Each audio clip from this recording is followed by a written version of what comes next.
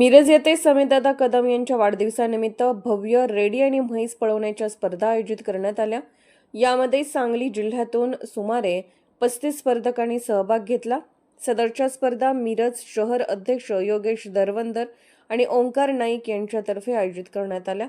सांगली जिल्ह्यातील धडाडीचे युवा नेतृत्व जनसुराज्य शक्ती पक्षाचे प्रदेश अध्यक्ष समीरदादा कदम यांच्या वाढदिवसानिमित्त विविध स्पर्धा सामाजिक उपक्रमांचे भव्य आयोजन करण्यात आले आहे। त्यामध्ये जनसुराज्य शक्ती पक्षाचे शहराध्यक्ष योगेश दरवंदर, शहर उपाध्यक्ष ओंकार नाईक आणि पंच अनिल देवकाते यांनी आयोजित केलेली म्हैस व रेडकू पळवणे स्पर्धा आज शिवशंकर टॉकीज शिवाजीनगर येथे पार पडली। या स्पर्धेचे उद्घाटन समीरदादा कदम यांचे चिरंजीव समरादित्य कदम यांच्या हस्ते संपन्न झाले।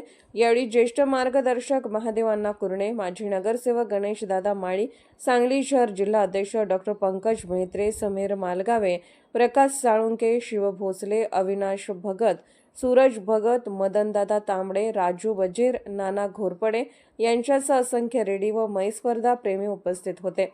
सांगली जिल्ह्यातील सुमारे 45 स्पर्धकांनी या स्पर्धेत सहभाग नोंदवला।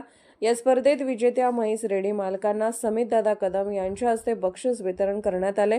सर्वांचे लाडके समीरदादा कदम यांचा वाढदिवस साजरा करताना संपूर्ण सांगली जिल्ह्यात विविध सामाजिक उपक्रमाचे आयोजन करण्यात आले असल्याची माहिती शहर जिल्हा अध्यक्ष डॉक्टर पंकज म्हेत्रे यांनी दिली आहे। अर्धराज्य न्यूज चॅनलला लाईक करा, शेअर करा आणि सबस्क्राईब करा।